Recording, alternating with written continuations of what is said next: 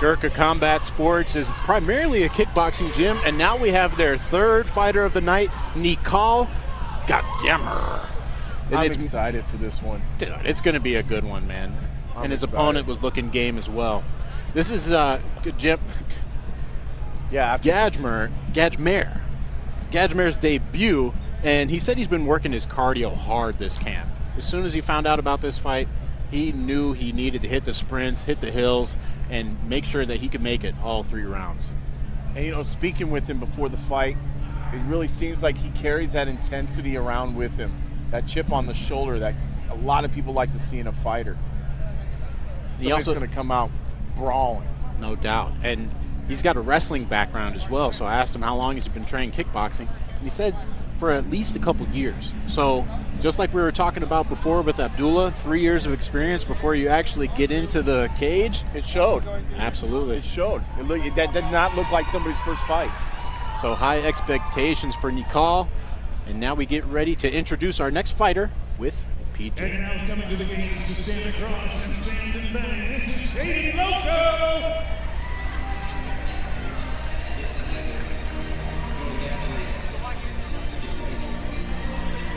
Some of you might still be in that place. You're trying to make out. It's fine.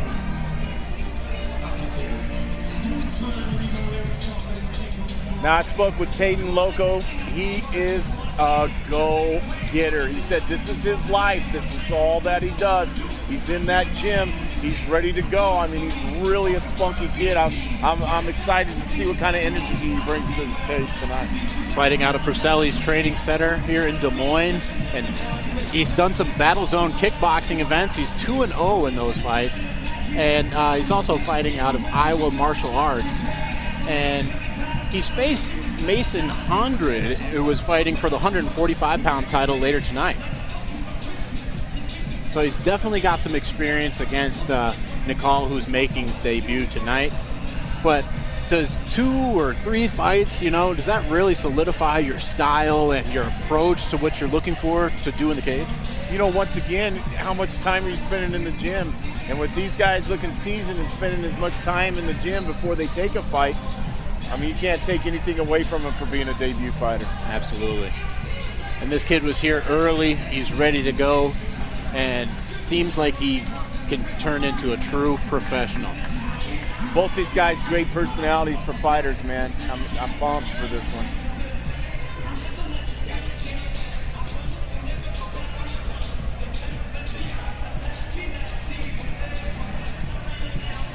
You know, we don't know what to expect quite yet from any of these guys that are making debuts, but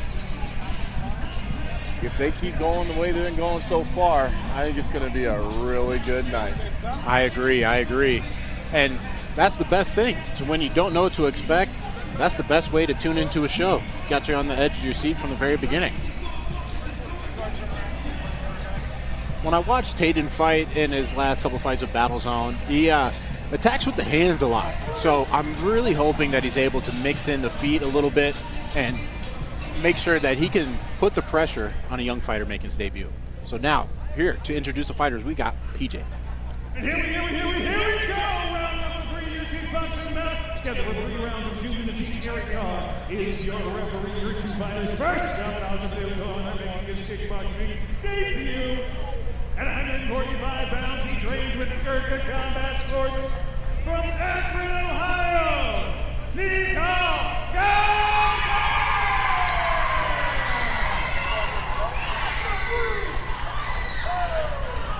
Is going running out of the red corner, 2-1 in the kickboxing ring. 145 pounds, he trains with IMA right here in Des Moines. Say hello to Taden Loco!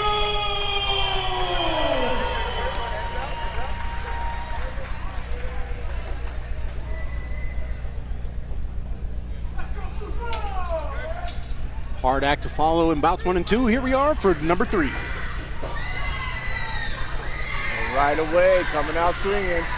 Loco looking sharp out there. His eyes wide open, ready to attack. Like you said, maybe he can work in the knees because the knees have been important tonight, and we just took one there. Knockdown just seconds into round number 1. Loco may be arguing for a push there. Looking to charge back at Nicole. Good head movement from Nicole.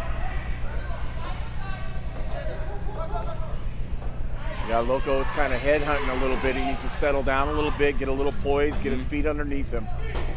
Make sure if he's going to land something, it's going to be effective.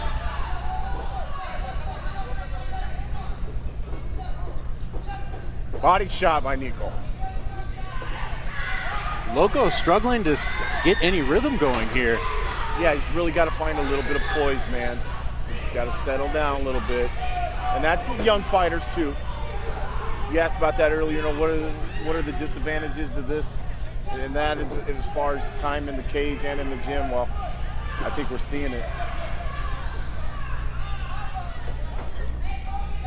And it's funny because, you know, Loco's coming in with more fights, but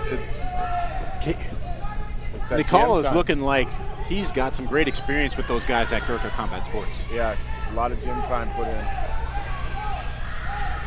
And good training, good Muay Thai training.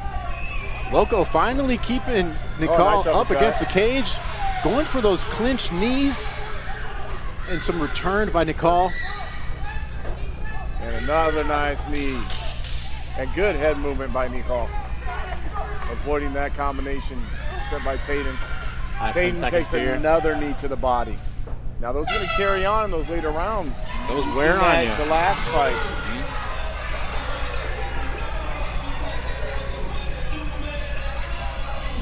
If you're in Loco's corner, what are you trying to get him to do to open up this second round? Relax. Relax. Settle down a little bit. Start picking your punches. Don't go out there just head hunting. Get a little poise behind you. Work the leg kicks a little bit. Get him stepping. Get his rhythm off a little bit. And then is it, when you have a successful round, do you want to keep the game plan the same or throw something different at your opponent? You know, if it's not broken, don't fix it, I feel. Make them prove that they can do something to stop you. But I think if Nicole stays poised here and keeps working those knees and working that clinch the way he is, I think we're going to see a winner out of that corner. But, you know, anything can happen. It's a fight. As our corners exit the cage, we seal the cage for round number 2 right now. And nice head duck with a cross and a knee to the body right there. He's leading great with that forward knee. Oh, and a nice body shot by Nicole. Nicole is biting down on that mouthpiece, just throwing everything into these strikes. Woo! Got Great away head from that movement. head kick. I think there's a severe speed advantage for Nicole as well. You know, I think he's looking just a little more poised. His rhythm, his sway back, and his head movements, it's making him look faster. And Nice jab. The pace of these quick 2-minute rounds, you got to put it on quick or else you're going to run out of time. Yeah, absolutely. You want to make sure the judges see a show on your part if you want to stand a chance to a decision if you don't score a knockdown. Another nice high knee. Now those sternum knees, they hurt. They hurt bad. I don't want to know how bad they hurt. They're not fun. Now I'm looking at Nicole, and he was biting down on that mouthpiece, ready to throw everything, but now his hands are low, his mouth is open. He might be starting to gas out. Yeah.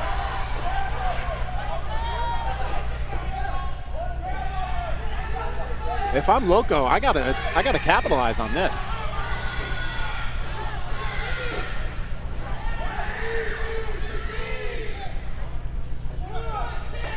Loco's distance management, you know, I think could use some work because he's got to recognize that he's got a tired opponent in front of him, and this is his time to capitalize and win a round. This is where he needs to start clinching, and he needs to start throwing some knees to the body and knees to the upper body. Yep. A nice combination by Loco. Ooh, Loco got caught with the, exiting right hand from Nicole. Almost got him with that uppercut. Oh, what a body shot. That was a more evenly contested round. That's what I like to see. What about you, Jake? Yeah, I think that round was a lot more even, and I think that you're starting to see Loco settle down a little bit, but I also wonder, isn't he called gassing? Is he gassing a little bit? You know, your nerves get the best of you when you're a debut fighter, and that's something that can affect your stamina as well. And now, we could assume that Nicole took round 1. Now we don't know who took round 2. What's the mindset going into round 3 when you don't know if you're up or down? Round 3 is you got to hit somebody, because these two are too even right now. It could go either way. You got to land some punches, and you have to avoid the punches that are thrown at you. What's a way that you would remind yourself that you need to dig deep when you're this deep into a fight? I just think, hey, there's a lot of eyes on me right now, not just for tonight, but for future prospecting, right? So I want to give it all I got, so even if I come out with an L, hey, at least they know I'm a scrapper. I'm ready to go again. Let's go. And that's I'll fix the bro. That's a good thing about amateur fighting, is you can fix it. Here we go. Third and final round. Both throw a front kick, and then Nicole is looking like he's got a little bit more energy after that break. Oh, nice knee to the body by Good counter knee. And now he's settling down. Now he's popping showing his head more around. poise. He's using his feet. This is where that experience starts to show in the later rounds. He's been there before.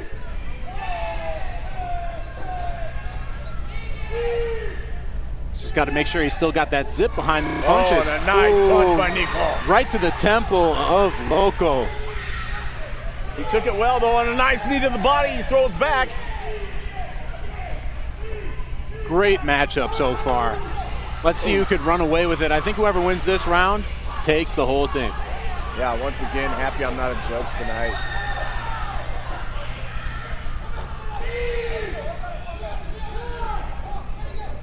Seems like they're both equally pounding back. Mm-hmm. Neither one's stopping. Nicole's breathing out of the top of that mouthpiece. I think when you start to breathe heavy like that, you might leave your chin a little bit high too. You absolutely do. And your hands drop, yeah. You're absolutely right. Yeah, Nicole's starting to throw from the hip now. But Tate and Loco, this is where he needs to capitalize. He needs to make this harder for the judges. Ooh. Oh, and he's listening to you. There partner. we go. Great left hand from Loco. Ref breaks it up. Yeah, he needs to pull the trigger and leave it all out there. These two need to go at it right now. Let's get a great finish here, boys. Especially after the last fight I was seeing. Oh, and he lands another nice combo. Tatum does, that is. Yeah, Tatum's starting to throw a little bit of looping shots. Yeah, those looping shots, you can see them coming from a mile away, but it might be hard when you're that tired. Great show of sportsmanship from these two fighters. Yeah, two game opponents. Man, I got to say, all three kickboxing bouts, they delivered tonight. They did. They did. They were entertaining, that's for sure. Man, rounds 2 and 3, hard to judge, but I think we got a certain round 1 for Nicole. Let's see. And there he is, his coach. I was waiting for him to say get up off the ground because, yeah, the judges are still judging. Yeah. You got to make sure that your composure is good, that your demeanor is strong, that you're ready to go for another 3. Absolutely.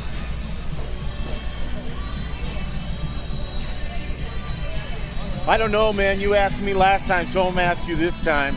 Who do you got? Oh, man. This is a tough one. I think just off of round 1 and having 2 and 3 being pretty even, I think I'm leaning Nicole. But Loco did land some decent strikes. Yeah, did he do enough, though? Yeah. Yeah. I think it's I think we might have a split decision here. It could go either way. Ladies and gentlemen, put your hands together for both these fighters at the red corner. Hey, Loco, and the blue corner, Nicole Bashir. What a great round! And it's a special love to everybody who joined us from Ohio tonight. I drove to Columbus once and Indiana almost killed me. So thank you for being here. Let me tell you who won this fight by unanimous decision. 30-27, Unanimous. 30-27, 29-28. All for your winner out of the blue corner.